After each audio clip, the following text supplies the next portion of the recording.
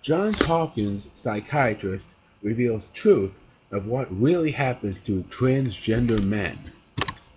In the space of just a few years, political correctness dictated that anyone who dared deviate from the rubric that individuals were whatever gender they called themselves or had themselves surgically altered to resemble was transphobic.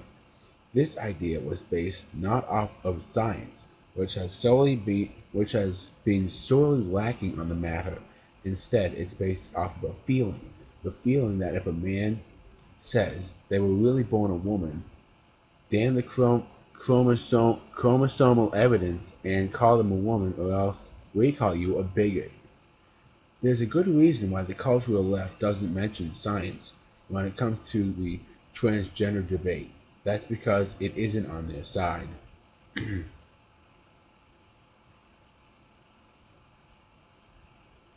In a 2016 piece for the Witherspoon Institute, one of the doctors who ran and subsequently shut down one of the pioneering sex change surgery centers in America says that it's an incon- incontrovertible fact transgendered men do not become women, nor do transgendered women become men. Dr. Paul R. McHugh is a distinguished service professor of psychiatry at Johns Hopkins University. He was also in charge of psychiatrist-in-chief at Johns Hopkins, which pioneered six sex change operations from 1975 to 2001. In 1979, he made the decision to halt operations after he saw what science had to say about those suffering from what we now call gender identity disorder, and it's decidedly different than what the left would have you believe. John Mayer, who headed up the university hospital's sexual behaviors consul, consultation unit, studied a small sample of patients who had undergone sex change surgery. According to the Baltimore Sun, he found that while the surgical procedure may be subjectively satisfying for patients, there was no objective advantage in terms of social rehabilitation. With these facts in hand, McHugh wrote, I concluded that Hopkins was fundamentally cooperating with a mental illness. Almost 40 years after he shut Johns Hopkins operation down, McHugh still believes that transgenderism is fundamentally an illness, and one that the media is enabling. The idea that one's sex is fluid and a matter open to choice runs unquestioned through our culture and is reflected everywhere in the media, the theater, the classroom, and in many medical clinics, McHugh wrote in the 2016 piece. It has taken on cult-like features, its own special lingo, internet chat rooms providing slick answers to new recruits, and clubs for easy access to dresses and styles supporting the sex change. It is doing much damage to families, adolescents, and children, and should be confronted as an opinion without biological foundation wherever it emerges.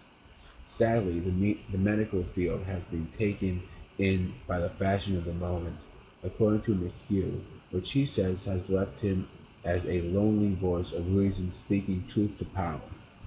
I am ever trying to be the boy among the bystanders who points to what's real, McHugh wrote.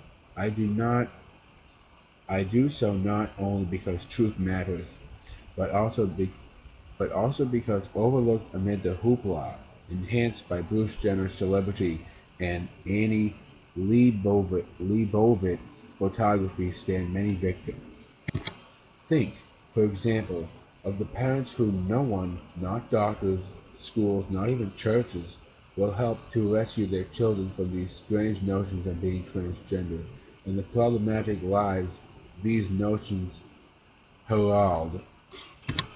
Unlike the champions of transgender causes in the media, McHugh has 40 years experience working with transgender individuals. He's not He's not only seen the studies, he's seen patients firsthand, which means, of course, he's considered a bigot by the left. A 2015 piece on McHugh by liberal online rag Think Progress was subtly untitled. Meet the doctor social conservatives depend on to justify anti-transgender hate, presumably by someone who has zero experience working with transgender individuals and has seen roughly zero patients suffering from gender identity disorder. Another piece from the folks at the Daily Beast identified McHugh as an anti-LGBT doc. McHugh insists that he's not against transgender people, merely that he's anxious that they get the help they need. That's the kind of attitude that doesn't get you plaudits from MTV or College Awards. That shouldn't matter in the medical field, but alas it does. Including at the program which Dr. McHugh used to run 38 years after McHugh made the decision to shut the sex change surgery unit down. Johns Hopkins resumed a transgender health service with an accompanying surgical program. On many issues, it has come to a point where popular feeling can override scientific debate or even establish scientific facts. In this case, danger isn't just for a society where modishness is valued over facts. The biggest peril is upon those who are suffering from gender identity disorder, people who are being fed lies by the media and medical community whose sails are so rigged to be blown wherever the winds of public opinion may take them.